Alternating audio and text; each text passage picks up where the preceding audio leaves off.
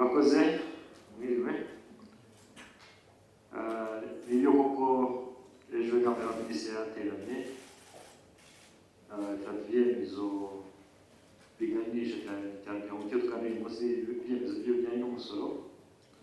Hari umusoro hari n'amahoro, kuko mubizi rero igihugu cyacu politiki y'imisoreshereze ni politiki mu by'ukuri igendera cyane mu kwagura isambu y'umusoro, ahubwo cyane cyane yibanda ku nyungu z'abaturage. Inyungu z'abaturage aho ziri aho turahazi twese, ni kugira ngo abasore batekanye, basore hari icyo binjije, basore biteza imbere, kandi birakomeje kugaragara ko ibyo tubasaba buri munsi abasora abacuruzi ndetse n'abaturage muri rusange batanga amahoro bitewe n'uko amategeko aba bibasaba barabyubahiriza. Ariko iyo ukurikije intumbero twihaye y'iterambere, usanga mu by'ukuri hari ibyo tugomba kugenda tunoza umunsi ku wundi. Ndaza gutanga ingero.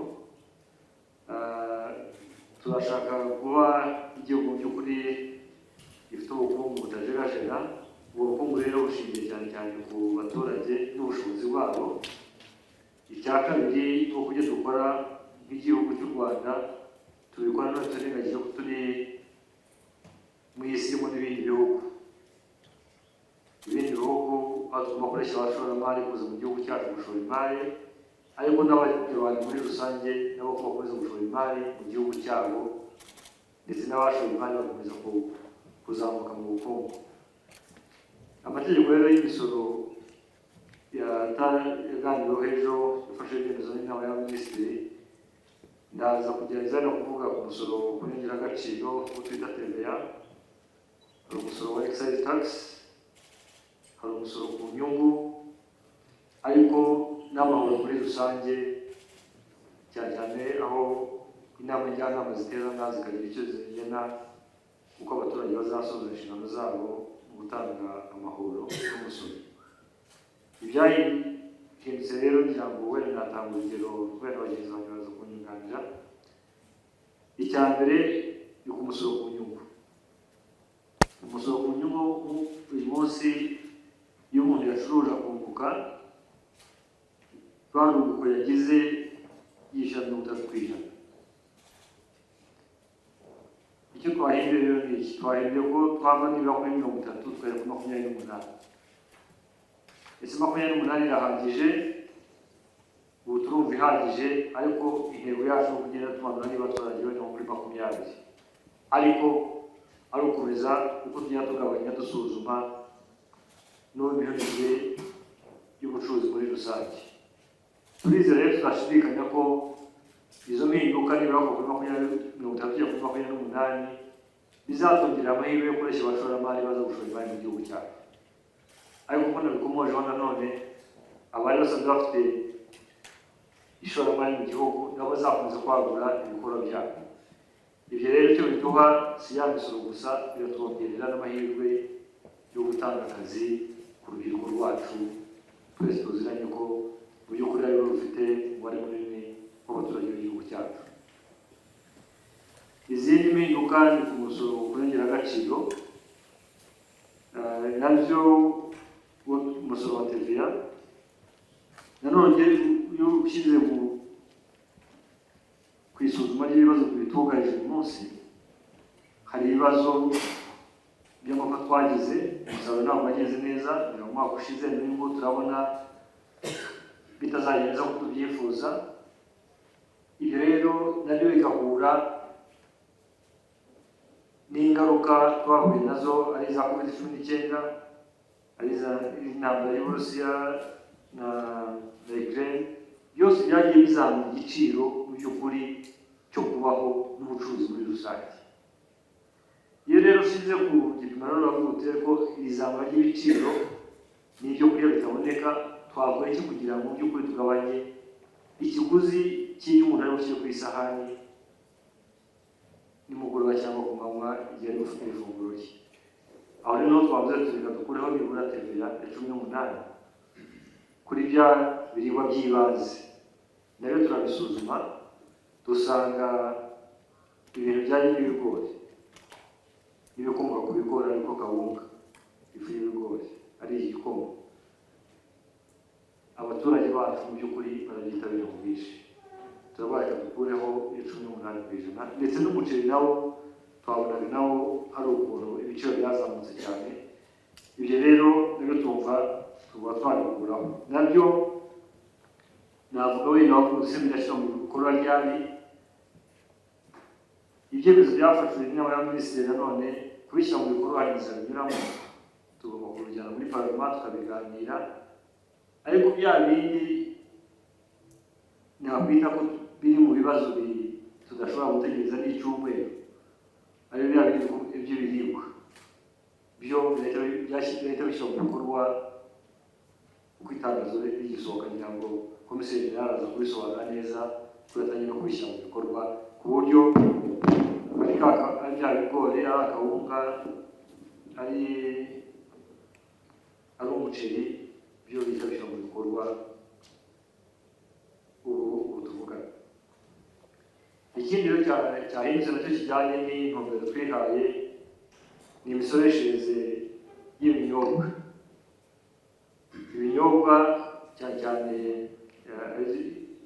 inzoga ari wine ari champagne ari za likeri nazo twaguje kubona ko ari ngombwa gutangira kubuhindura kugira ngo turebe ko twagabanyiriza nanone abazinywa ko igiciro cyagabanuka. Ndabyo ndatanga urugero wenda twatanze urugero kuri wine, hari wine tugura hanze hari n'ikorera mu gihugu. Iyo tugura hanze ubundi yasoraga kuri 75%, ubu turavuga reka tuyishyireho kuri 70%, ariko nanone tugire aho idashobora kurenga. Aho idashobora kurenga kubera iki? Kubera ko hari ubuze wenda wine ishobora kuba ihenze niyo ufite wenda amadolari 100 n'ibihumbi 100 y'amanyarwanda, najya kuyisorera kuri excise tax ntaze kurenza 40,000. Ibyo nawe nagira ngo bisobanure neza. Yaba yinjiye mu gihugu cyangwa rike isora imisoro y'ubwoko hafi 3 bw'ingenzi. Isora umusoro wa douane 65%, igasora umusoro ku nyongeragaciro 18%, ikanasora uwo musoro wa excise tax. Excise tax rero twahinduye yonyine n'imisoro ntabwo yahindutse. Ibyo rero nabyo twumva bizaduha amahirwe y'uko abantu bashaka kunywa bashobora kuba bafite ubushobozi bwo kugira icyangwa cy'inzoga cyangwa inzoga ihenze atishisha, ariko noneho n'abatugana muzi neza ko tugira tuba aho abantu bakorera inama, abashyitsi badusura buri munsi, inama dukorera umwaka ku wundi murabibona, nabyo bagiye batubwira ko mu by'ukuri bibashyize ku gipimo y'uko abandi bishyura mu bindi bihugu nk'uko natwe twasoreshaga habaga hari ikinyuranyo kinini. Tumva rero bigiye nabyo biduha amahirwe y'uko bantu bose bafite inama mpuzamahanga bazaza mu Rwanda batishyura y'uko bashobora kubona ibyo banywa byiza kandi bihendutse ku gipimo kimeze hafi n'icyo gihugu bakomokamo. Ikindi twaganira mu mategeko cyahindutse kuri excise tax kuri amata y'ifu powder milk, nayo turumva twavuyeho kuyisoresha excise tax. Impamvu nazo zirumvikana. Iya mbere uko nanone twagiye gukora amata y'ifu dufite uruganda rushya rugezweho rw'intangarugero rwose kuri mugabane wa Afurika, nayo turumva ya mata nayo dushobora dukuyeho umusoro tuzashobora kwakira umukamo w'aborozi mwinshi, dushobore kuhinduraho amata y'ifu nabyo kandi bigenda bikabiganisha mu byo kurya duha cyane cyane abana n'ababyeyi batwite kugira ngo twirinde igwingira ry'abana. Ibyo rero numva ari ibintu by'ingenzi byahindutse rero wavutse murabishyira byari mu bikorwa nk'uko nabisobanuye tuzagira umwanya wo kubiganira kugira amategeko mu nteko rero biganirweho. Hari ibindi rero byahindutse ku misoro y'inyubako nk'uko mubizi muri 2018 twatoye itegeko y'uko imisoreshereze y'ubutaka n'imitungo itimukanwa ko igipimo cyava kuri cyagira igipimo cya 0 kugera kuri 300 amafaranga y'u Rwanda. Iby'amahirwe make bitwaye iryo tegeko ntabwo twarishyize mu bikorwa kubera 2020 twagomba kurishyira mu bikorwa haza covid duhitamo gusoresha abaturage uko basuraga mbere ya covid icyorezo cya covid-19. Ubu rero twasanze ni uko n'ubu bakomeje gusura uko basuraga mbere mu by'ukuri amafaranga akomoka ku misoro n'amahoro yariyongereye ku nzego z'ibanze. Tukumva rero nta mpamvu yo kuzamura tujya kuri 300. Twasubije rero cyari twari twihaye twagishyira kuri 0 kugera kuri 80 amafaranga y'u Rwanda. Ubu natanga urugero niba ari mu giturage inama njyanama ishobora kugenda itangaha harasohoka amafaranga 5 harasohoka amafaranga 10 bijyanye n'ibikorwa remezo bihari n'ubushobozi bw'abaturage. Kimwe nk'uko 80 amafaranga 80 wavutse Kimihurura ni ahantu mu by'ukuri hari ibikorwa remezo y'iterambere, hari abantu bafite ubushobozi reka tugashyira kuri 80. Ibyo rero turumva biha amahirwe mu by'ukuri abaturage kugira ngo batange umusanzu wabo bishimye. Ikindi ku mazu yo guturamo muzi neza ko inzu yo guturamo iyo umuntu afite inzu imwe akaba ari yatuyemo uyu munsi ntabwo yisorera umusoro ku gaciro, usorera ku ubutaka bwonyine ubuso bw'ubutaka nabwo buriya amafaranga kuva kuri 0 kugera kuri 80. Mu gihe iyo ufite inzu ya kabiri twashyizeho itegeko mu by'ukuri twavuga kuri 0 n'igice kimwe tugera kuri 1%. Ubu uyu mwaka niho twageze kuri 1% kuri ya nzu ya kabiri. Tugeze kuri 1%, abaturage batira turemereye turabisuzuma tuganira nabo. Icyo twahimbire rero tuzava kuri 1% dusubira kuri 0.5. Kuki 0.5 tukiri kuri 0.5 imyaka ibiri ishize barabyitabiraga cyane kandi ubona babishoboye. Tuba rero nabyo hari icyo bibafashe kugira ngo batange umusanzu wabo batekanye. Ikindi twahinduye ni uko abantu turimo uko igihugu cyacu kiri ntabwo ari igihugu kinini cyane, imikoreshereze y'ubutaka rero ni ingenzi. Turashishikariza abantu kubaka mu by'ukuri bajya hejuru kugira ngo bubake bamara ubutaka. Umuntu rero nanone wubatse ajya hejuru kuri etaje niba afite nivo 5 uko ugenda ujya hejuru nanone umusoro ugana kuri 0. Ibi rero tumva ari amahirwe aganisha mu by'ukuri kunoza imiturire n'abantu kugira ngo batajye kwitabira kujya mu mazu yo guturamo y'ama-etaje. Mu by'ukuri numva ari nasorezaho ubu ngubu, ariko mu by'ukuri ibi byose turimo gukora bihwanye n'ibyo umukuru w'igihugu yavuze ngo ashira amezi 2 cyangwa 3, aho mu by'ukuri yasobanuraga ko abaturage baremerewe bishyura inshuro nyinshi, bishyura amafaranga menshi. Ibyo rero byaduhaye amahirwe no kwihuta kugira ngo tubisuzume. Twasuye uturere twose mu gihugu, twaganiriye n'abikorera ku giti cyabo. Ibi rero twazanye turumva mu by'ukuri ari ibintu biri budufashe noneho kongera umuvuduko wacu w'iterambere kugira ngo twiyubakire igihugu cyacu. Murakoze cyane. Reka tugushe ku ngingo duhite tubaha ijambo. Umunyamakuru ushaka kubaza uravuga izina ryawe, itangazamakuru ukorera, n'uwo ushaka kubaza ikibazo. Njye nitwa Kwizera John Patrick, ndi umunyamakuru wa RBA. Ikibazo nifuza kubaza ndakibaza Minisitiri w'Ubucuruzi n'Inganda kijyanye n'itangazo ryasohotse ejo bundi ku igabanuka ry'ibiciro birimo ibigori, ifu ya kawunga, umuceri n'ibirayi, ariko nyuma yaho twagiye tugera mu masoko atandukanye dusanga abacuruzi nibo batangiye gushyira mu bikorwa kiriya cyemezo, ndetse bakavuga bati turacyafite na sitoke, turasaba ibyumweru 2 ukwezi. Umuntu akibaza ngo ese mu by'ukuri nibakomeza kuvuga gutya bizashyirwa mu bikorwa ryari? Nicyo nifuzaga kubaza. Hari ibiganiro birimo kuba kugira ngo bashyire gukorwa iyi myanzuro. Murakoze cyane. Ibyo itangazo twarisohoye kuwa 4, ariko nyuma haza gusohoka n'irya RRA ndetse n'irya Minecofi itangazo bitandukanye.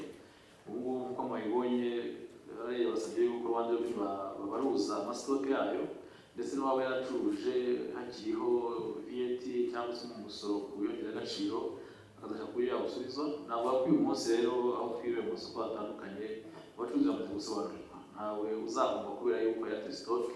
Icyo tubona ni uko iyi myanzuro igomba kwitabira kugira ngo ushake uburyo twarwanya inflation yamaze kugera kure. Nanasobanura gakeya buriya impamvu ikomeye cyane twarebye umuceri tukareba ibigori, n'icyo nakumwe na Minisitiri Richard Ntugura, n'amata uvanyemo amata y'ifu nayo VAT yavuyeho asanzwe muzi, nubwo ibyo bitihutirwa cyane bizaca mu nteko kuko twabonaga ikibazo kiri mu kawunga ndetse n'umuceri. Nuko biriya bihingwa ibirebye uburyo uyu munsi wa none abanyarwanda babikenera, ukareba uburyo ubuhinzi bwagenze, ukareba uburyo twadusiganye bikeya ku masoko yacu n'ubwo hari n'ibindi byinjiraga, twasanze ko byaba byadusubiye inyuma tukajya no kureba abacuruzi bafite amasitoke, tukareba niba batari mu cyo twita speculation cyangwa se badashobora kuba bagenda bategereza ko iyo bike ngo bazamura ibiciro. Iyo rero twayibonyeho, iriya mibare rero twamaze kuyikora nabo twanahuye nabo hafi ya bose, twarabasuye amakoperative tureba abacuruzi batandukanye basanzwe babikora, tuza gusanga ko hari umusaruro utari mwinshi uzunganirwa n'ibyo bishobora kuva hanze.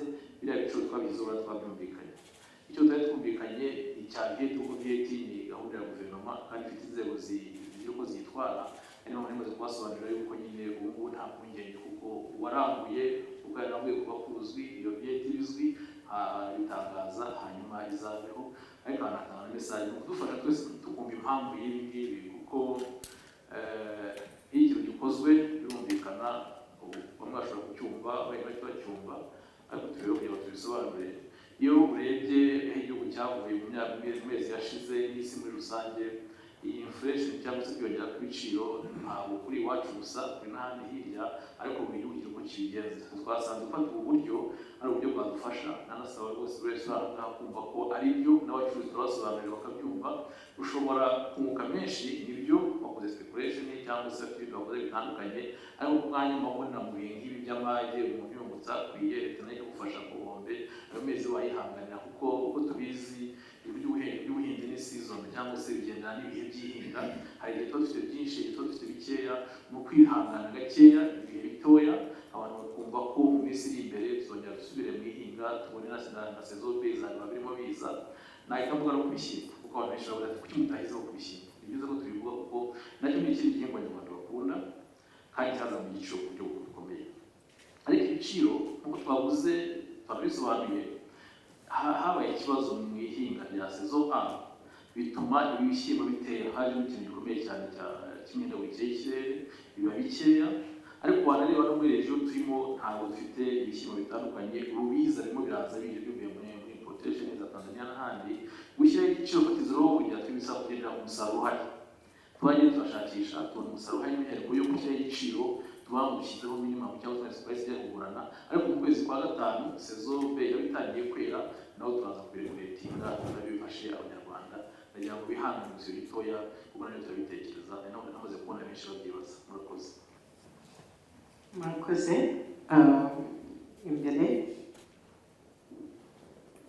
reka duhere ari inyuma. Ikibazo cya mbere mfite kiragaruka ku igabanywa ry'ibiciro. Ni byiza ko hasohotse itangazo rishobora kuba igisubizo ku bibazo by'ibikomoka mu mahanga bimwe na bimwe, ariko mu kugabanya ibiciro ntabwo mwatekereje kubalansinga production mu Rwanda ikiri nkeya ugereranyije na production yo mu mahanga nini cyane, ari n'abanyarwanda benshi bakonsoma. ese mubona bitazateza ikindi kibazo mu gihe ibyo mu Rwanda byagabanutse bigashira ku isoko, ibyo mu mahanga akaba ari byo bigihari kandi n'amagiciro kiri hejuru? Ikindi kibazo n'ubundi ni kwizamuka, ni ikibazo kizamuka ry'ibiciro still turi facinga muri iyi minsi. Ndakibaza muri Minecofin, mutekereza iki gufasha ibigo by'amashuri kuko school feeding igihe yagiriyeho ntabwo yabaye upgraded kandi ibiciro byarazamutse cyane, ibigo by'amashuri biri gusufura, abanyeshuri bari kurya ibiryo bikeya cyane ugereranyije n'ibyo baryaga. Mutekereza iki? Murakoze. Murakoze cyane Gabriel. Ubusanzwe ubucuruzi birumvikana hariho ibikorerwa mu gihugu ndetse n'ibituruka hanze kunganira ibyo mu gihugu iyo bibaye ngombwa. Uko nasobanura ibituruka hanze ibyinshi uvanyemo yenda icyo twita informal trade ishobora kuba hafi y'imipaka ku buryo bwumvikanwa kuri za customs. Ubusanzwe ibiva hanze byose bica mu nzira ya permit. Ni ukuvuga ngo bashaka kuza kuvana ibintu hanze barasaba bagaca muri ICA bakavuga ibyo bazazana uko bingana, aho bazabikura, ibiciro, tukabaha icyangombwa bikazinjira mu gihugu. Ntabwo byinjira mu gihugu bitakurikiwe, bitazi ingano, bitazi uko bingana, ntabwo ushobora kuza mu birenge cyane bitera ikibazo kandi n'ubundi biba byaciye mu nzira y'ifomu. Iyo nzira y'ifomu rero ni controle kandi kugeza uyu munsi wa none importation dukora ni importation zifite impamvu zizwi bikize bikenewe n'Abanyarwanda, kuko nk'uko mubibwaga bibaye byinshi iyo uvanyemo no kwica ibiciro byakwica na icyo twita purchasing power cyangwa se akamaro k'ifaranga ryacu byakwangiza byinshi, ariko ngo nta mpungenge turabikontorora cyane. Icyo gishyiraho imbaraga kandi ni gahunda ya guverinoma y'Invest One kumenya ko n'izindi porogaramu zazakomerezaho ni ukongera ibikorerwa iwacu. Ibikorerwa iwacu kugira ngo tuzamure ibikorerwa mu gihugu, kuko n'ubundi murabizi iyo tugiye kureba GDP cyangwa se byinjiye mu gihugu duhera byinjiye mu gihugu byakoreye mu gihugu, kandi ibyo biradufasha yuko n'amafaranga yacu agira imbaraga, kuko iyo dukoze importation tuba tuzana amafaranga mu madevize, iyo dukoze export tuba tujya kuzana amadevize. Rero tuyatanga tukazana byinshi biturutse hanze, n'ubundi hashobora kubamo balance itari nziza kuko mwese balance ubwo byabaye unbalance, kuko haba hari byinshi byaturutse hanze n'ubwo ariko kimeze. Ariko nabizeza ko ku bijyanye n'ibyinjira n'ibisohoka inzego ziranga twese turabikurikira umunsi ku wundi. Iki nakongeraho nashaka kubabwira nuko muri ibi biciro byagiyeho byose dukora ubu hari inzego zitandukanye zihuriweho n'ibigo bitandukanye ndetse n'inzego zifatanya gukora inspection kugira ngo niba byinjiye bitafite uko byaje bimenyekane, uko byaguzwe bimenyekane, ariko turebe n'abandi bashobora kuba bakora ibinyuranyije n'ibyo guverinoma y'u Rwanda yategetse. Murakoze. Yego, school feeding. Murakoze.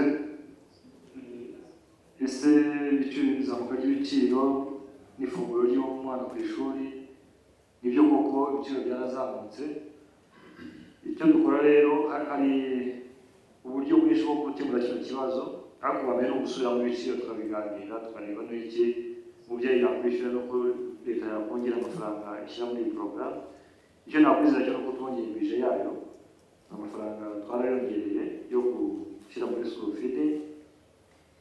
Icya kabiri izanye isano ry'umugenzi wanjye Mr. Wakamasi yasobanuye. Niba ufata urugero rw'ibigori, niba abanyeshuri bari kurya akawunga, tugomba gusubira inyuma tukareba ese ikiguzi cy'akawunga kirajya kuri rya shuri ry'abagiye gute.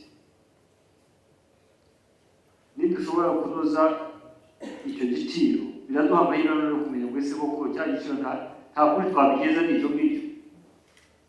Ariko rero si ukureba gusa ngo dushyireho ibiciro tugarukira aho. Ibihingwa mu gihugu cyacu niyo umuntu ahinze ibigori leta itanga nkunganire ku bwoko bubiri, ku ifumbire, ku mbuto, ariko none ikanuzana ya nzira icya gihingwa kugira ngo gisarurwe ndetse kirinde kigera kuri wa muguzi ubu ariwo tuganira rya shuri rigiye kugura rya kawunga. Turumva rero tuzakomeza gukorana n'ababyeyi kugira ngo turebe ko mu by'ukuri cya kiguzi gishobora kugabanuka. Tuzongera bije rero twamaze no kuyongera, ariko by'umwihariko dushyire ingufu mu kongera umusaruro. Ibyo tuvuga byose twongera umusaruro ntabwo twageraho. Twongera umusaruro, twongera nkunganire, ni ibyo turimo kuganira gukuraho gukoresha abashoramari kuza muri muri sekiteri ya agriculture ni uguhozaho rero, ni uguhozaho kugira ngo dukomeze tunoze turebe, ariko gahunda yo ifungura umwana ku ishuri mu by'ukuri ni gahunda leta yahisemo kandi ntabwo dushobora kubisubiraho, tuzayishyigikira. Igiciro cyazamuka kitazamuka, gusa inshingano zacu ni ukugira ngo ntabwo kigiye hejuru kugira ngo kibe ikituremereye ndetse n'ikiremereye n'aho umubyeyi dusaba gutanga uruhare rwe muri iyi gahunda. Murakoze. Yego murakoze. Scovia afite mikoro.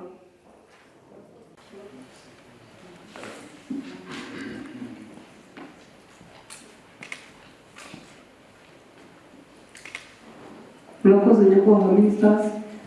Ikibazo cya mbere nashaka kubaza nicyo minister asorejeho ndavuga ku uburyo bagomba gukora ibishoboka ngo ku ishuri ibyo kurya bikaboneka. Uyu munsi abana bari ku ishuri, ndimo nibaza niba ari ibyo mutekereza cyangwa uwo mwahaye isoko mwamaze kumwongerera amafaranga cyangwa se hari uburyo buhari, kuko urabivuga umuntu abyumvise neza atariye wumvishe nabi wagira ngo ni proje itarashyirwa mu bikorwa kandi ibikorwa byo birimo kuba. Ndasubira kwa minisita Ngabisize, hari icyo yavugaga ku biciro, unavuga ko mutanga nkunganire.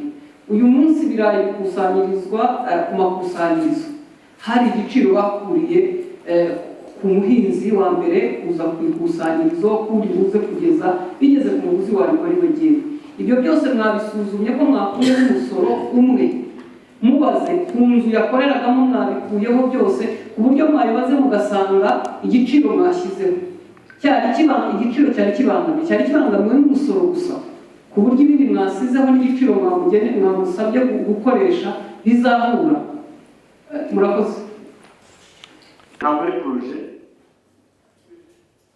ari poroje bije yo kugaburira abana ku ishuri yitwara neza. Icya kabiri, abagemura ibyo kurya ku mashuri nabyo igiciro twarakizamuye. Gusa icyo turimo kuganira ni ukureba ese kuko cya giciro cyazamutse, aho ni hantu harimo kwifuza kwinshi kuri wa muntu wabigemuye.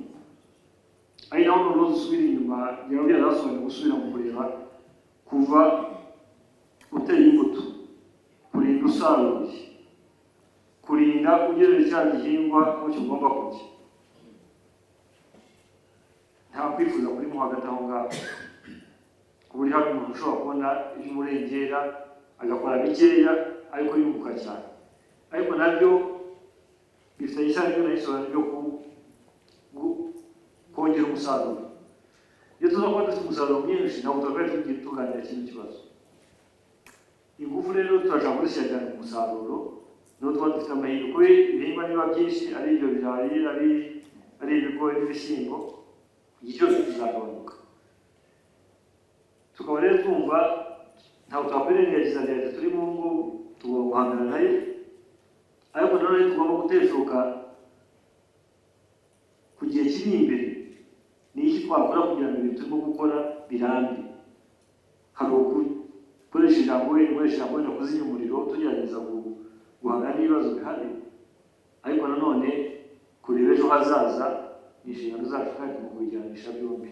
Numva rero amahirwe agiye gukomeza kureba kuri izo ngingo ebyiri, ibituvuna uyu munsi byihutirwa duhangane nabyo, ariko gutegura ejo hazaza, cyane cyane ko izi mpinduka zabaye ku isi yose, ari icyorezo cya covid, ari intambara y'Abarusiya, isomo rye ryatwigishije utihagije ufite ikibazo gikomeye. Gerageza urebe ko wahaha iwawe, bigiye muri kunaniye we bijya ku muturanyi, ariko nutangira kujya aho ibicuruzwa bizakugeraho mu mezi 6 amasomo twakuyemo ni menshi. Tumva rero icyo gihe cyo twajya kubikosora, ndetse n'ibyo tuganira uyu munsi byose biragenda bisubiza iyo miterere n'ukuri ku isi uko iteye na leta na kontekisi yacu n'abanyarwanda ibyo tugomba gukora kugira ngo tuyirwanye. Murakoze. Yego nyakubahwa minisita Scovia aribaza ibijyanye na nkunganire niba koko ariyo yonyine yagerageza gukora ibiciro, kugira ngo mwagusha ku ngingo kubera ko mwari mwanagerageje kubisobanura. murakoze nkunganira abaye kimwe mu byo yavuze bijyanye n'ibyo leta ifasha kugira ngo dushyire ibiciro kuko nayo tuba twayirebye ariko igikomeye yabajije ati se igiciro cyashyizwe ku muhinzi kikajya umuntu akazabirangura kikajya uko twita umuntu uranguza abandi kikazagenda kikajya no kuri ya masoko twavuze ubusanzwe uko tubarira ibiciro uko dushyiraho igiciro kuri buri rwego dukora inyigo inyigo dukora isesengura kuva ku mbuto mu buhinga n'ibintu bitandukanye tukageraho umuhinzi tuvuga ngo amafaranga yashyizemo n'inyungu yavanamo ntaya ku birayi hari umwihariko dushyiraho n'ubwoko bw'ibirayi bitandukanye no ku bishyimbo bibaho kuko biba bitandukanye ibiciro twatangaje ku rwego rw'umuhinzi ibiciro bireba byose ikintu yashyizemo n'icyo yakuramo inyungu noneho uza kubirangura we tutatangaje nawe dufite imibare nawe turamubarira tukareba hazabikwa ntazabijyana birumvikana igihugu ntawe wavuga ngo urabona kuri buri gace kugeza aho ugakora impuzandengo nabyo ibiciro tuba twifite tuba twayemeza turi kumwe ko dukorana nabo aho ngaho noneho dushyiramo noneho icyo nakwita maje hagati yo ku muhinzi no ku masoko hagasigaramo namuha nk'urugero dufashe nka kinigi ukareba umuhinzi twamubareye 400 ubu ni umuhinzi uhagarariye abandi kuko twakoze impuzandengo noneho twagera ku isoko tugashyiraho umugani 60 tuba tubasha amasoko adashoboka bityo aho yakigurisha uwamurambuye n'icyo yakongeraho akagira n'inyungu avanamo tuba twabirebye rero kandi ibiciro byo ni dynamic bishobora guhinduka bitewe na factors zitandukanye abantu barebye ariko ku biciro bishyirwaho na Minisiteri y'Ubucuruzi Minisiteri y'Ubuhinzi n'Ubworozi amakoperative abahagarariye amakoperative n'abikorera na civil society bose baba bahari tukabona imibare neza igihindutse tugakivugana murakoze tugaruke kuri ruriya ruhande Godivin muhaye muraruye ikibazo cya mbere n'ubundi ndakibaza ba minisitiri bombi hari kuri ibi biciro by'umuceri ibirayi ndetse na kawunga ingamba zafashwe murateganya ko zigomba kumara igihe kingana iki ese mukurikije igisubizo mwabaye mushatse muri iki gihe ni igisubizo kirambye cyangwa hari ukundi mubitekereza ikibazo cya kabiri nacyo cya nyuma ndibaza kuri aya mavugurura ku misoro wenda Minisitiri Richard na komiseri mukuru wa RRA barambwira uko babitekereza aya mavugurura muratekereza ko afite izihe ngaruka ku mikusanyirize y'imisoro biraza kugenda bite ariko by'umwihariko ubu nkahita ndeba kuri Rwanda Revenue mufite target mwihaye y'imisoro muzakusanya kubera ko mwarakoze projection bishingiye ku bipimo bihari byose uko biteye bizagenda bite ubwo biranajyana no kuri gahunda z'iterambere z'igihe giciriritse n'igihe kirambye igihugu kiba cyarafashe gishingiye ku mikoro ahari aboneka ajya mu kigega cya leta ibi bintu nta yandi mavugurura biza kuzana no muri ibyo byerekezo bindi bitandukanye murakoze buriya ku bijyanye n'ibiciro cyane cyane ku buhinzi kuvuga ngo ingamba izamara amezi 2-3 usanga tubikora tugendeye kuri season cyangwa se ku bihe by'ihingwa no ku musaruro ugenda ugabanuka ku isoko ndetse no kureba ibyo abantu bagenda bakenera bitewe n'ibihe bagezemo twebwe tuba twiteguye buri gihe yuko icyaba cyose icya byeti cyo cyamara igihe kirekire kuko ni ingamba ziri mu itegeko kandi birumvikana byeti wari umusoro ariko ibijyanye n'ubugariro byo kubara igishoro kubara igiciro fatizo kubara igiciro ntarengwa ibyo byo byarangiye cyane biterwa n'ibyo tujya twumva twabonye na twakoreye imibare rero igihe cyose runaka bishobora kumara ukwezi bishobora kumara 2 ariko birumvikana tujya muri sezo ayikera bekera dusubiramo kugira ngo twongere dushyireho bifatika aho gato twajya tumanajinga crisis murakoze komiseri nyakubahwa minisitiri yari yigeze kuvuga uburyo muza gukomeza ku buryo bwo gushyira mu bikorwa ngira ngo birajyana n'iki kibazo cya dive cyo kureba niba nta ngaruka mwiteze n'uburyo muzazikemura mwabivugiraho iki murakoze navuga ko ingaruka zo zirahari ariko nazishyira mu byiciro bibiri icya mbere birumvikana ko iyo ibipimo by'imisoro bigabanutse ni ukuvuga ngo n'udukusanya ushobora kugabanuka.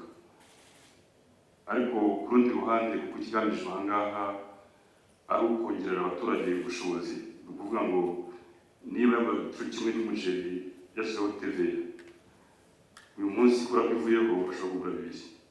Ni ukuvuga ngo ukwezi kose umuturage abivanyemo inyungu. Ngira ngo ni nacyo guverinoma yifuza ko yongera ubushobozi abaturage. Rero ni umuturage yongera ubushobozi bwo kuba yagira konsomasiyo y'ibintu byinshi. Ku rundi ruhande birumvikana ko tuzabona umusoro ku nyungu kuri uwo mucuruzi. Ariko kugira ngo ibyo bishoboke, wenda icyo navuga ni uko ni ingamba zihari. Duhora tubivuga uyu munsi, ikibazo cy'abantu badatanga fagitire iyo bacuruje.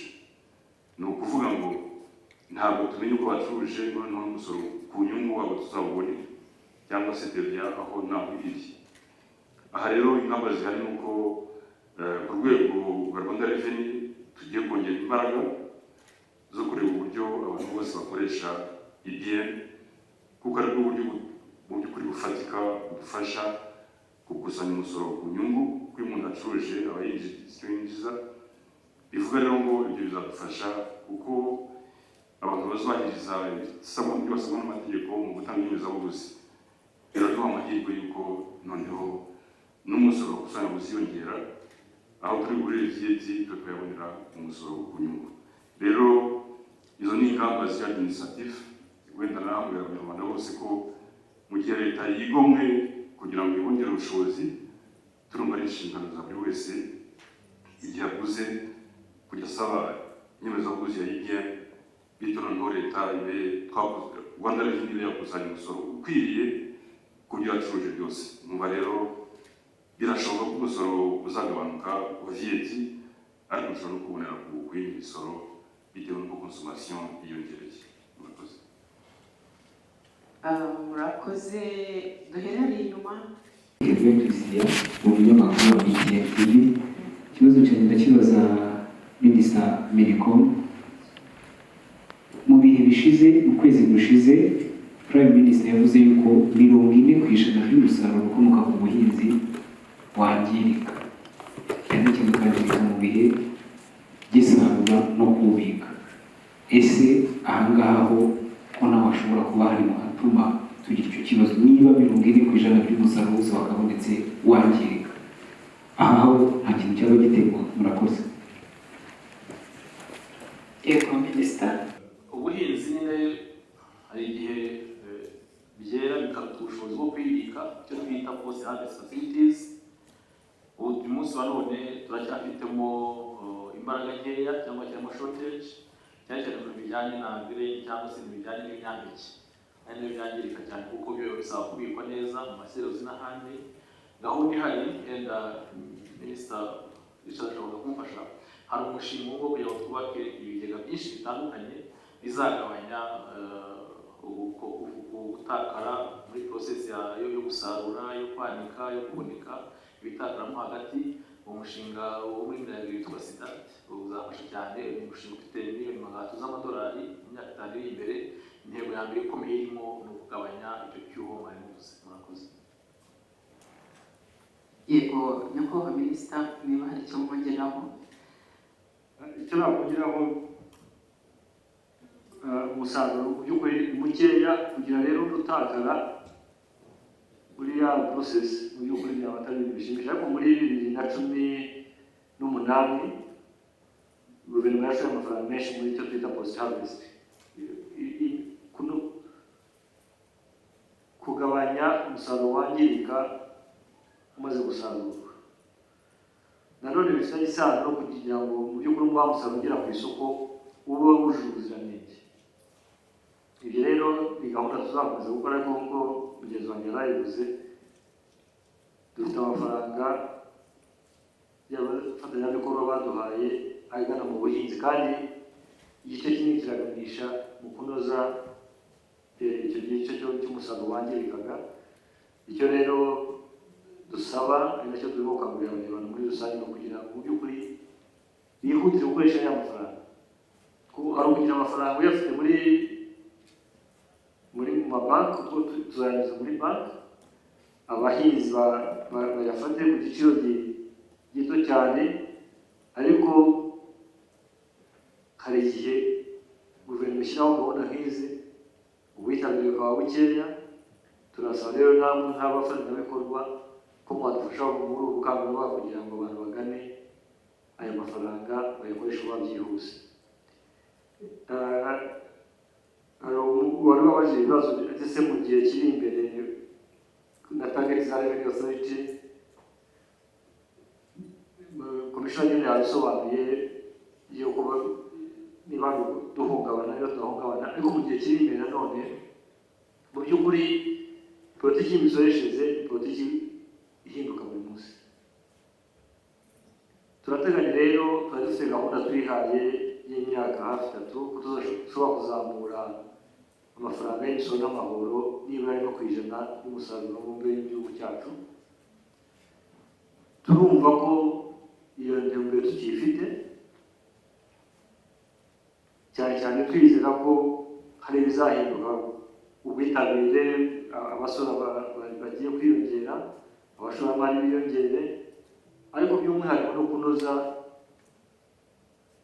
imisoreshereze. Abantu gutangira yakomeje ku bantu batanga fagitire, twese ko turi aha ngaha turi abaguzi, aho muhaha hirya no hino hari ibyo mubona. Abo bantu mu by'ukuri batubahiriza ibyo tubasaba, kugira ngo nabyo turaza gukorana nabo nk'abafatanyabikorwa kugira ngo ahubwo tuganirize yo kureba umuntu udatanga inyemezabuguzi ibihano byo rwose turaza kuhagurukira. Niba leta hari ibyo iguhaye nawe ugomba kuyiha ibyo bigomba, niko twumva tugomba kubana n'abaturage n'abasora muri rusange. Tukaba rero tubasabaho ubufasha bwinshi kugira ngo uzadufashe muri iyi nzira. Ibishobora kuzahungabana rero ndashaka kwizeza ko ntabyo, gashobora kuba mu gihe gitoya wenda y'amezi 6 cyangwa umwaka umwe, ariko mu myaka 2-3 umuvuduko wawo ukiyongera. Nitwa Theogene Mandirakiza, nkorera ikinyamakuru Ukwezi. Ikibazo cyanjye ndakibaza Minisitiri w'Intebe kugendanye n'ibiciro, mwashyizeho ibiciro urugero nko ku gihingwa cy'ibirayi gushyiraho ibiciro ntarengwa, ariko ese mwigeze mureba, muzi ko muri ibi bihe esanse yarazamutse, esanse na mazutu bivuga ko n'igiciro cy'amatransport cyazamutse. Ese niba igiciro cya transport cyarazamutse, tukaba tuzi ko ibirayi bya Kinigi bihingwa mu ntara y'Amajyaruguru, mutekereza ko cya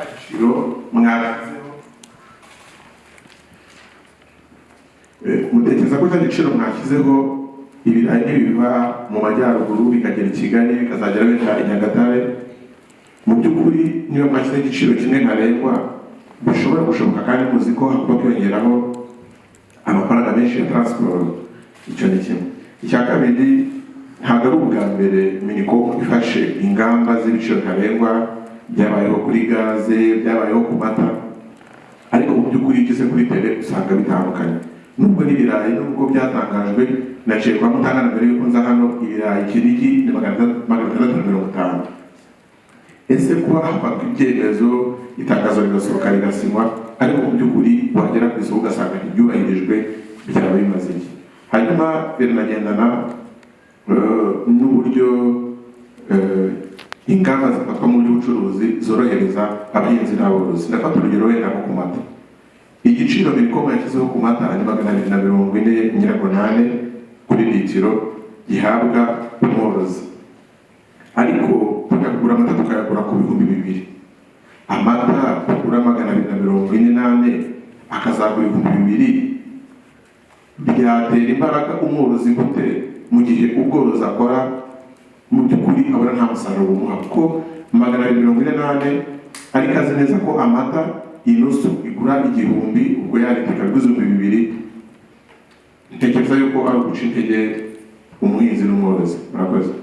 Yuko ntabwo ibiciro bijyaho kubera ko Minisitiri Ngabitsinze yavuye na Minisitiri Musafiri akavugana na Minisitiri Richard bakandika urwandiko. Kuba tuba tumaze igihe kirekire tuganira, abantu bagiye kuri tele bareba akantu kandi bakorana na ba nyir'umusaruro ndetse n'abavugira ba nyir'umusaruro.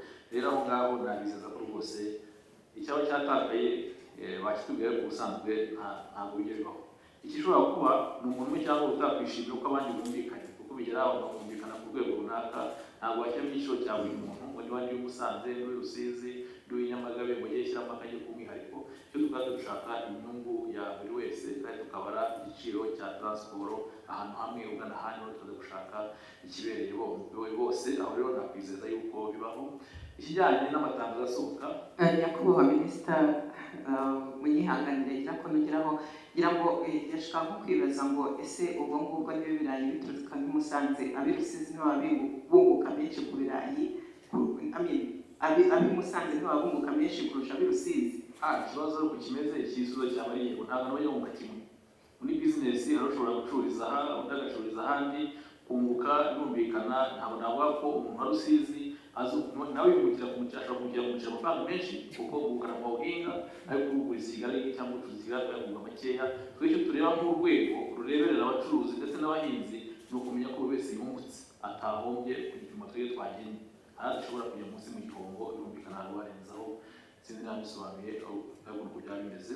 Hanyuma amatangazo asohorwa na Minicom, nitwe yatanzeho urugero gaze, amatangazo yarasohotse, amata yageze gusohoka. Ndashaka kwisobanura ko n'ubu biraganirwaho, biravugwa, itangazo riraza, ariko bose ntabwo baryitabira. Igitandukanye ni uko buriya kenshi na kenshi tujya kureba gusa utabikoze ntimunatubwiye. Nk'ubwo uza kuba twibutse ngeze kwa Mutangaza ibirayi 600. Ibirayi nta na TV ibaho buriya. Ibiciro twakarikiye birari ibyo birayi by'uyu munsi, ntabwo ari ibyo yahunitse, ntabwo murabizi cyangwa ni ukuvuga ngo wowe yakoze amakosa agomba kuba, ariko amatimu yacu arahari, ibyo bigomba gukemuka. Ari naho nsaba imbaraga za buri muntu, yenda kugira ngo tufokasinge kutakoze neza, tunamureke tumugire urugero, aho tujye tugaragaza benshi babikoze kandi barahari bagomba no kubyumva. Ariko ingamba ubu ngubu zo ziratandukanye kubera yuko turimo natwe ubwacu turi muri izi nzego n'ibyemezo nyakubahwa perezida kugira ngo iyi misoro itunganywe, namwe yuko tutajya kuvuga ngo ntibizashyirwa mu bikorwa.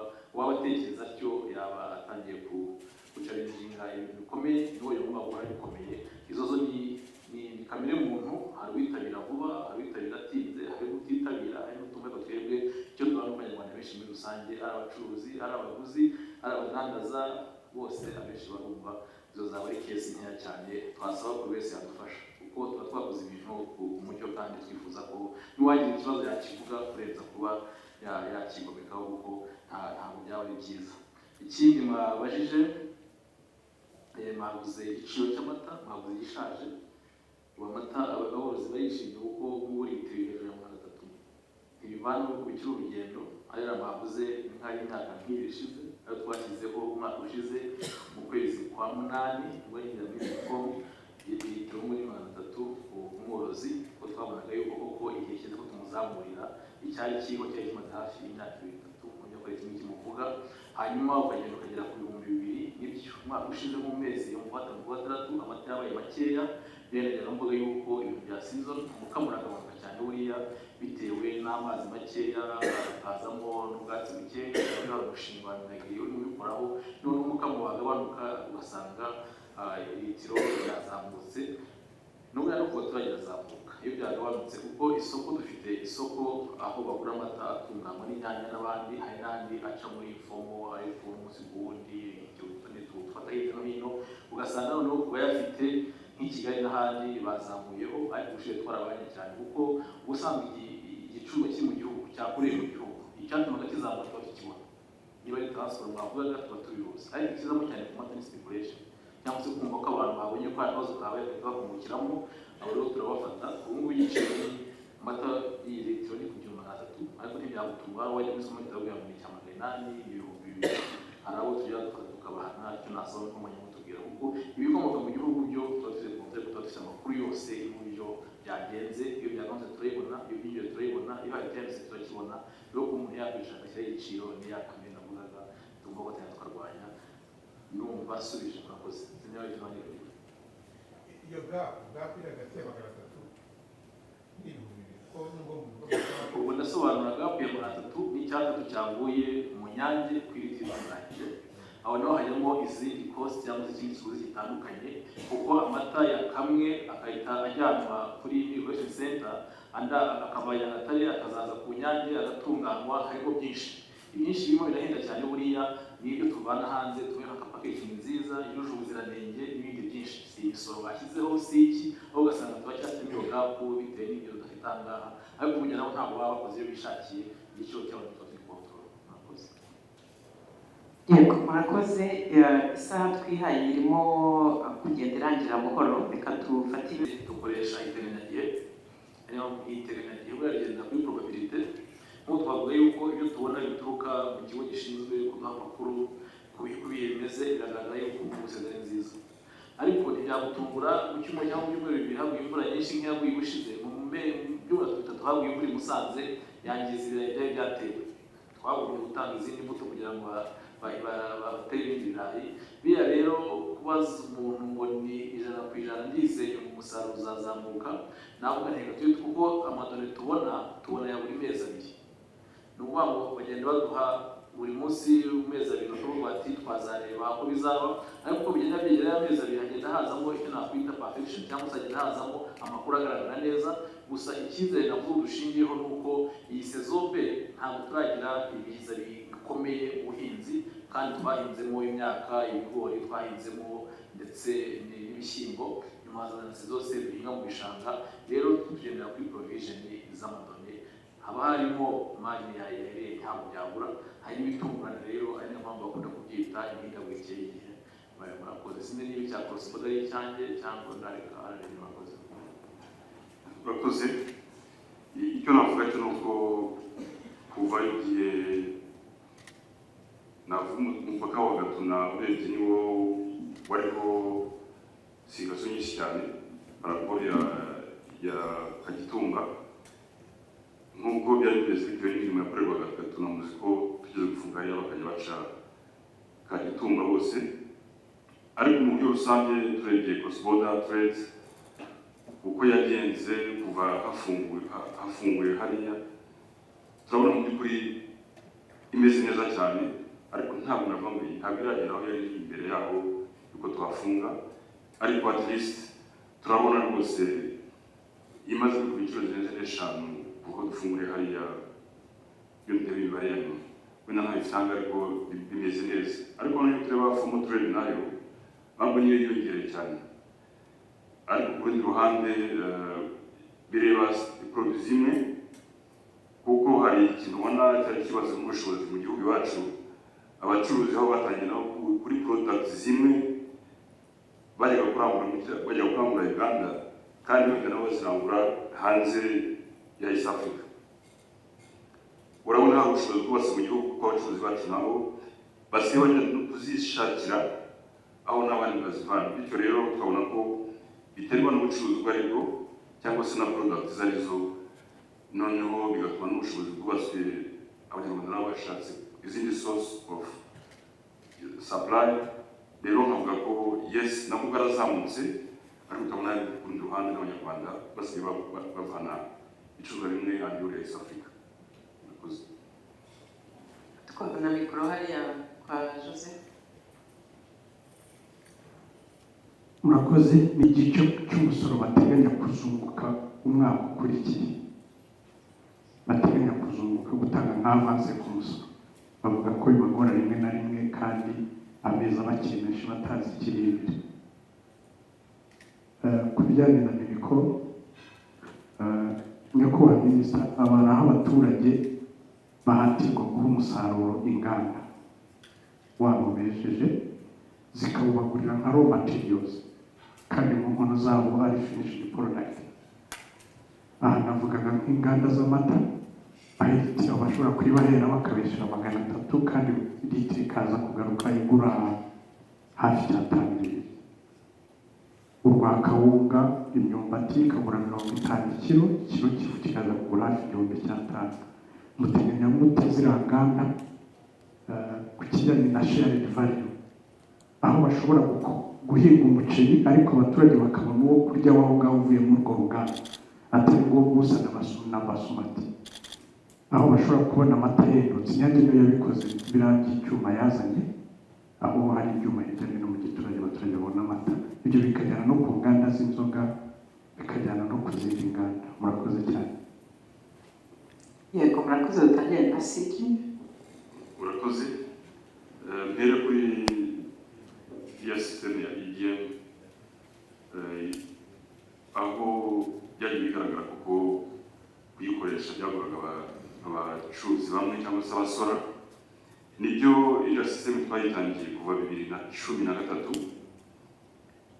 Uko twayikoreshaga abaturage bagaragaza ingorane bafite, twagerageje kugenda natwe kumva ibibazo bivugwa, iva kuri version ya mbere njya kuri version ya kabiri ndetse iba software n'iya kabiri. Ngubu hari izindi zirimo zina ziza, habanje 0 tugeze kuri 1 na kabiri zaza, ariko byose twabikoraga kugira ngo twumve ibibazo abaturage bahura nabyo tubishakire umuti.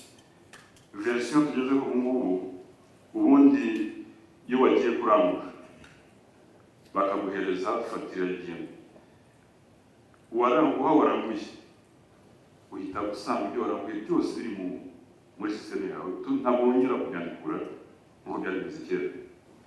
Kimwe n'uko ababizana babivana hanze, iyo bwikaraga bikwiriye muri gasutamo bihita bijya muri sisiteme ku buryo nawe yagiye gucuruza adasaba kongera kwandika muri iyo mashini amazina cyangwa se amakode y'ibicuruzwa. Ndetse n'abafite inganda niko bimeze, iyo akoze production ihita ijya muri sisiteme automatiquement, noneho agasigara afite controle ya stock, kandi ayo makuru yose natwe tuba tuyabona iyo amaze kwishyiramo. Bivuga rero ngo twakoze ku buryo tuyoroshya bityo yorohereye abayikoresha. Birumvikana rwose ko hari abantu nyine bitewe n'ubumenyi bitugora kuba twakoresha zya system. Ni urugendo rwo twibwira ko tujya kwigisha kugira ngo dukore icyatuma cyorohera abaturage. Ngira ngo muzi ko ubu dufite hari abakoresha imashini ntoya, hari abakoresha computer, hari n'abashobora gufite na application no kuri telefone mobile. Yewe dufite n'icyo twita virtual SDC, ni ubundi buryo bw'koranabuhanga bwa IBM duhereza abantu bafite system zabo ziri sophistiqué za invoicing, aho agishyira muri server iyo koranabuhanga turiherutanya ubuntu, noneho yaprintinga akoze facture ikaza isa n'iyagaraye kandi mu by'ukuri ntacyo yahinduye muri system. Yewe hari dufite online ku buryo iyo ugiye kuri website ya RRA ushyiramo kode yawe ukabona ikakuzanira interface ya IBM, ukaba wayikorera online ugafunga imashini ukigendera aho uri hose. Rero twagiye tubikora kugira ngo tugerageze korohereza abakoresha cyangwa se abantu basokorerwa bashobora gutanga facture. Gusa rero wenda icyo twabonye buriya muzarebe neza n'ibyo no mu iduka uzasanga abantu benshi barwana no kwicomeka kuko itari icometsi. Si ukubera yuko imugora kwikoresha n'uko badashaka gutanga facture, ugasanga mu by'ukuri niyo mpamvu bashyira imbere hafi ya benshi ko badafite connection nziza, kandi buriya connection ntabwo itangwa na RRA, ni biterwa na internet yawe cyangwa se nawe wicomekeye.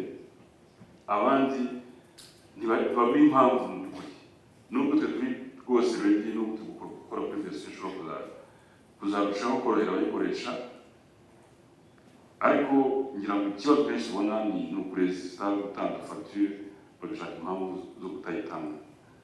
Rero turi rwose iyo twumvishe ibyo abaturage batubwira, abacuruzi bavuga, byatuma twiyoroshya nabyo turabyakira, ariko tukamenya gushaka solution yoroshye gukoresha. Ariko rwose nababwira ko ririya koranabuhanga ni igisubizo ku bacuruzi barikoresha kuri kuriya, kuko rimufasha gukora ibaruramari, rimufasha gucunga stock ku buryo nta tumva n'impamvu abantu benshi bibataniza kuba bayikoresha. Ariko nyine nk'uko minisitiri bivuze, hari ingamba tugiye gufata zikaze, ariko tunasaba namwe nk'abantu bari mu itangazamakuru dufashe kwigisha abaturage, mwumve ko gukoresha IBM atari ku nyungu za Rwanda Revenue gusa, ari no ku nyungu zabo, kandi nabohereza gukora ubucuruzi bwabo bw'ikiriya. Ku kibazo cya kabiri kijyanye n'umusoro abantu basabwa kwishyura avance ku nyungu zabo dushingiye ku zo bagize umwaka ushize. Nibyo niko serivisi yacu iteye, aho umuntu asabwa gutanga avance ku musoro, bityo niyo mpamvu urangiye akaba agomba kubanza kubara neza kugira ngo awuvanemo yaduhaye. Ntabwo navuga ko ari ikibazo kuri njyewe kuko uyu ni umusoro umaze imyaka myinshi cyane. Uburyo bwo gutanga umusoro ni uburyo bwo gutanga kwishyura umusoro ku nyungu, aho ndetse baranabisaba benshi ngo tujye dutanga ubworohereze bw'abantu kugira ngo abantu bajye bishyura amafaranga make ntacyo babishoboye, aho gutegereza ko umwaka urangira ukanasanga ikibazo cya cash flow. Bityo niba umuntu agomba kwishyura nka miliyoni 100 ashoboye kwishyura miliyoni 30 buri cyangwa se 25 buri gihembwe, nibwira ko byamworohera aho kugira ngo ategereze azawishyure wose cyari umwaka urangira.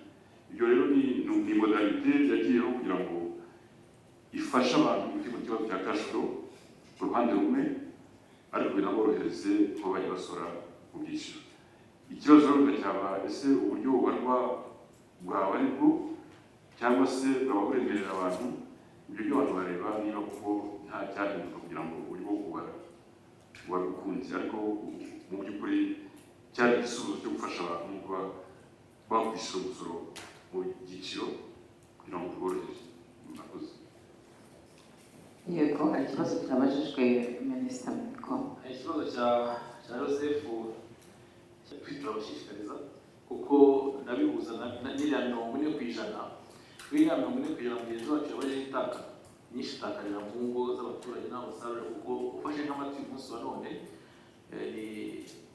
ari mu ya mbere atangamo contribution cyangwa se atumira 40 igeraho, kubera yuko amatara yakamwe nijoro kugira ngo azagere kuri microelectric centers amasaha aba yarenze ya ngombwa, cyangwa se no kuyakira badahari n'ubwakira ibikoresho bikeya.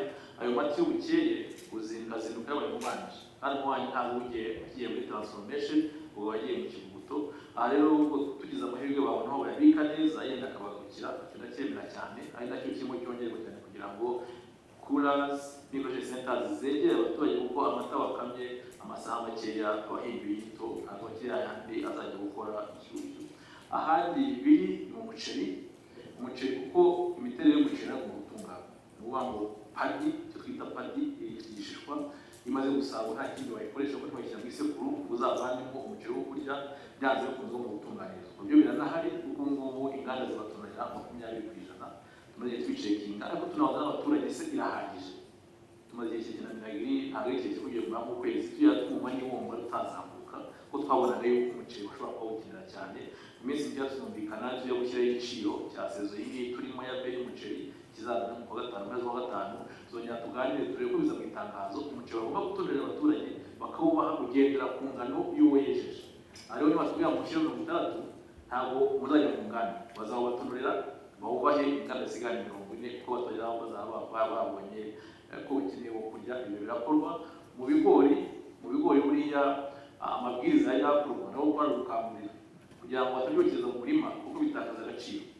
Iyo utangiye kubisarura hakiri kare cyangwa ukabigurisha bigiye mu murima, ntabwo bikwiriye yumishijwe ujyanye ku isoko dushyiraho igiciro, kuko dushyiraho ibyumishijwe kandi bo tugashyiraho grade ebyiri, hari iya mbere n'iya kabiri, noneho hakaza ibibazo rwose bitandukanye. Rero iyo ukoze ukabyota mbere utakaza nk'umuturage amafaranga menshi. Nabyo byavaga mu mabwiriza akorwa na minagiri mu gushishikariza abantu gusarura ibihingwa byeze neza. Icyo ni ikintu kimwe bagomba kugira ngo uruhare rukomeye cy'abantu bafite stock. Ubwo duhita tubona wenda nk'umuntu importateur waranguye ibintu akaba yaranyuze muri gasutamo wa munsi wa ya tariki itangazo ryasohotse akishyura TVA. Ndabona n'abantu bafite inganda wenda abaje kurangura muri izo nganda cyangwa se n'abafite amastock atararangira. Byatumye natwe tumaze kubona iryo tangazo dufatiye mbere kugira ngo tujye mu itangirizo, kuko iyo tureba behavior z'abantu hari n'abashobora gushaka kubyungukiramo bivuze gutyo, kuko uwishyuye VAT aba afite kuba yasubizwa refund iyo twabonye output yayo.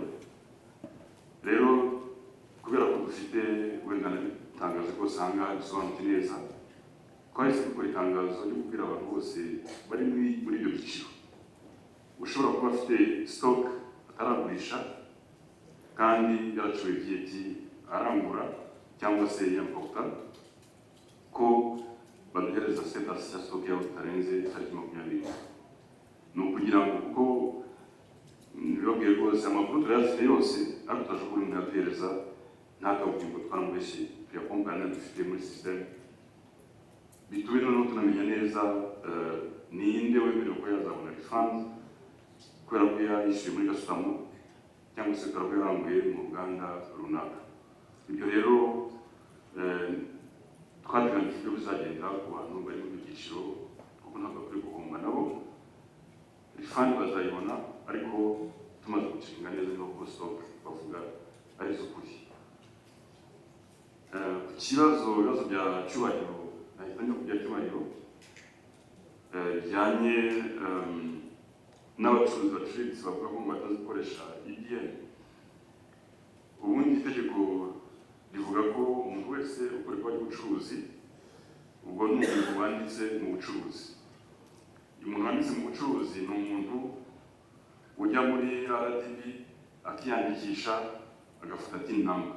Ni uwo nguwo ngira ngo bakunze no gutera confusion abantu bakitwaza ngo n'abantu bakoresha agataro. Abantu bamwe tubona mu by'ukuri ni abantu banditse business zabo muri bafite TIN number. Abantu rero ntawe duha EBN atayisabye, kandi iyo yayisabye araza mbere na mbere tubakora ngo tumwigisha uburyo ayikoresha. Ntawe dushobora kwihereza muri kuratayi cyangwa se atabanje kubyiga. Dufite abakozi muri buri karere nibura 4 bashinzwe guhora no banigisha abantu bose bakoresha EBN. Gusa nyine bijya biba ko umuntu aho kugira ngo baze bohereza abakozi babo, uwo mukozi iyo twamwigishije akayikoresha wenda bwacya akigendera, nyiri EBN ntabwo azatubwira ngo umukozi wese yaragiye, wazavuga ko atabyize kandi kuko ni ukuri. Iyo ni imbogamizi uhura nayo yuko abantu bamwe na bamwe batamenya kwikoresha kuko nyine batahuguwe, kuko hari undi muntu wabahagarariye muri ibyo bintu. Rero EBN rero tuzitangira n'ubuntu rwose. Nongera mbivuge, twatanze n'amatangazo abacuruzi baciriritse abenshi baranazanze, twazijyanye mu ntara zose, twadusaba hafi imashini 4,000 byabaye no kuziga muri Kigali. Dutanga n'itangazo, umuntu wese ushaka imashini aza tukamuhera ubuntu. Rero rwose urwo ni urwitwazo. Ndigira ko umuntu umubwire niba ari mwavuganye ukeneye imashini azaze kuwa mbere turayimuhereza vuba. Ikibazo nyakubahwa Sidi, niba gufata EBM ari ubushake, abantu bakaba harimo n'abasanga ubwo gufata ya misoro ntabwo biza kuzamo imbogamizi. nicyo navugaga twaraboroheye, kuko kugeza ubu ngubu kugira ngo twumve umuntu wese kuko wumva ashaka gukora ubucuruzi bugiye mu mucyo agomba kuba ari umuntu uri compliant. Tukavuga rero ngo reka tugerageze, kuko bya compliance ni ikintu kigoye, ni umuco tugiye kwigisha abantu ufite kugira ngo umuntu buriya ntabwo waba ukoresha ingufu uhatiriza gukora ibintu, kuko hari aho bigera bakaba banagumuka.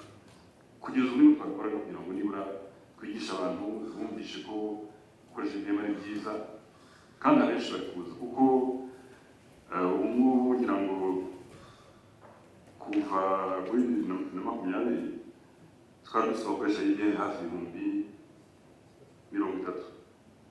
Kuri uyu munsi abantu bazajya muri EBN bageze hafi 1,000, biragera bakaba hafi 100,000.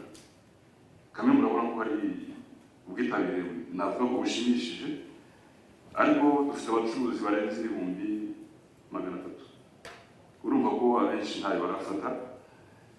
Turabakangurira kugira ngo baze bazifate, ariko nyine aho tugiye kujya ubu ngubu tugiye gukoresha ingufu duhabwa n'amategeko, aho uzaba atayifite we ngira ngo muzi ko itegeko rivuga ko udakoresha ibiyenge yacuruje ikintu cyose yaba yacuruje dukuba inshuro 10 agaciro kacyo.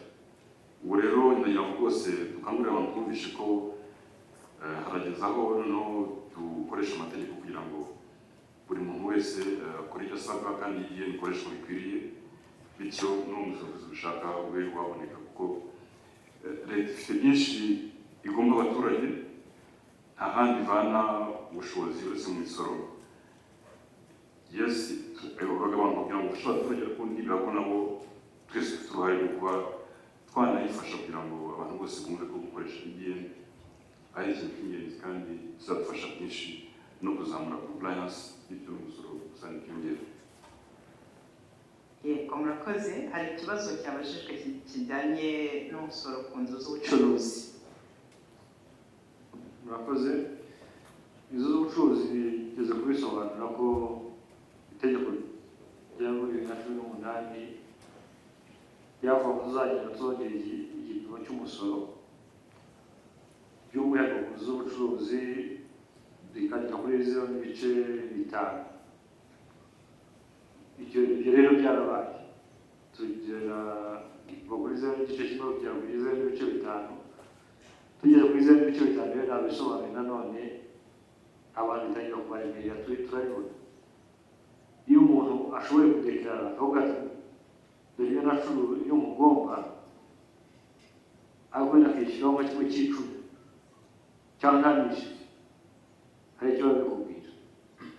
Niho rero havuye gusuzuma kuvuga ngo ariko twasubiye kuri 0.3, kugiye twageze kuri 0.3 ubwitabire bwari bwinshi. Niho rero twasubiye kuri 0.3, ariko no by'umwihariko ikindi twongeyemo wasobanuzaga ese miliyari 30 zivuze iki. Uko tugenda tugira umujyi mwiza, uko dukomeza gukoresha abashoramari baza kudufasha kubaka igihugu cyacu, abantu benshi bagenda bazana inyubako mu by'ukuri zigezweho zinahenze. Niho rero twakoze imibare dusanga dufashe igipimo cya miliyari 30, ikirenze kuri ya miliyari 30 ntugisoreshe. Dufite inyubako ahangaha nyinshi zimwe zifite miliyari 50, 100. Naho rero uvuga ngo nugera kuri miliyari 30 yaza n'ibice bitanu ukomeza kuyishyiraho ugarukira aho ngaho. Ni ukukomeza nanone gukoresha babashoramari banini, abashoye imari barahari, ariko n'abagiye kuza nabo mu by'ukuri biboroheye. Utise ingaruka ku bukode, ingaruka n'uko ubukode bwagabanuka, ibyo bishyuraga biragabanuka. Turumva rero ko nabo bazashobora kugabanyiriza abakiriya babo ariho bishyura rubaya. Niyo politiki yo gusoresha inzu z'ubucuruzi. Murakoze. Reka tugane ku musozo, noneho mukoresheje umunota umwe, niba hari ubutumwa bw'ingenzi bukwiriye kubwirwa abanyarwanda ariko butaje muri ibi bibazo, aba ari bwo dusorezaho. Reka dutangire na komiseri mukuru wa Rwanda Revenue. Ndagira ngo mbere ya byose rwose nshimire abasora batanga umusoro neza, kuko tubona rwose kuva imyaka ishize iyo tureba uruhare rw'umusoro ku ngingo y'imari bagenda ruzamuka, ni ukubera uburyo bitabira gahunda zo gusora. Ariko navuga ko hari n'abasora kugeza ubu ngubu tubona batitwara neza. Turabibona mu rwego rwa gasutamo, aho abantu bazana ibicuruzwa bakagabanya agaciro kabyo cyangwa se bagakora undervaluation, babeshya ibiciro byo hasi kugira ngo basore amafaranga make muri gasutamo. Ibyo bigira ingaruka noneho mu rwego rw'umusoro mu gihugu, kuko ikintu wahaye agaciro gake muri gasutamo, kubera ko utagicuruza uhembwa cyangwa se uhomba, kenshi nayo ngaruka yuko badatanga fagitire. Rero dufite ingamba rwose zikomeye z'uko tugira ngo dukangurire abantu bose kujya bagaragaza ibiciro nyabyo kugira ngo basore umusoro ukwiriye muri gasutamo. Ku rwego rero rw'umusoro mu gihugu muri domestic taxes, ikintu gikomeye tuzagikuza cy'impinduka nongera kuvugaho ni ibijyanye no gukoresha IBM. Ni nayo rwose ngira navuga ntwara dufite ikomeye izatuma tuzamura uburyo bwo gusora neza, guzamura compliance, bityo noneho hariho na fairness mu misoreshereze, kuko abantu bose baba batanze facture, buri muntu aba yasoze akurikije uko yacuruje, bityo tubane ubusumbane hagati y'abacuruzi, yewe buri muntu agira uruhare rwe rukwiriye mu gutanga umusoro w'izamuka ya leta. Murakoze. Murakoze cyane nyakubahwa Minisita Dr. Chrysostome.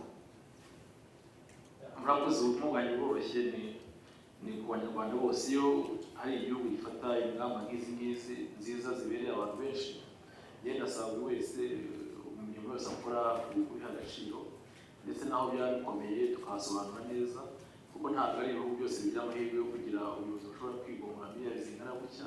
Ni ikintu gikomeye cyane n'ubwo twaha agaciro twese mu cyiciro turimo, kandi aho bitagenda neza abantu bakabiganira bakabivuga, ariko dufatanye dushaka uburyo bwose ibihe bigoye by'amanya birimo ntibigire icyo bihungabanya, kuko ubushake burahari kandi n'ubushobozi burahari kandi n'ubuyobozi bukunda abanyarwanda burahari. Niyo mesaje natanga dufatanye twese. Nyakubahwa Minisita Richard. Murakoze. Ubutumwa bwanjye nanjye buraba bugufi, ni ugushima abafatanyabikorwa, ariko cyane cyane n'ubuyobozi bw'igihugu cyacu, ko bakomeza kutugira inama y'ibyo twakora, ndetse no gukoresha ubushobozi dufite bukomeye aribo abaturage b'igihugu cyacu. Inama batugira tukazumva, tukaba hafi, ndetse n'iyo turimo kuganira uyu munsi bigaragaza ko twumva ibibazo bitwugarije. Ikindi nashaka gusaba abafatanyabikorwa, abanyamakuru mu by'ukuri turabubaha, tubatezeho byinshi, turi mu bihe bitoroshye, hari impinduka ku isi yose, izo mpinduka ziratugeraho nazo zikagiraho ingaruka, hari ibiri mu gihugu cyacu, tukaba rero twumva tubasaba ubufatanye budasanzwe, cyane cyane mu kureba ko iyo gahunda nziza, politiki nziza guverinoma yazanye, mushobora kudufasha kugira ngo abaturage bazumve, bazitabire.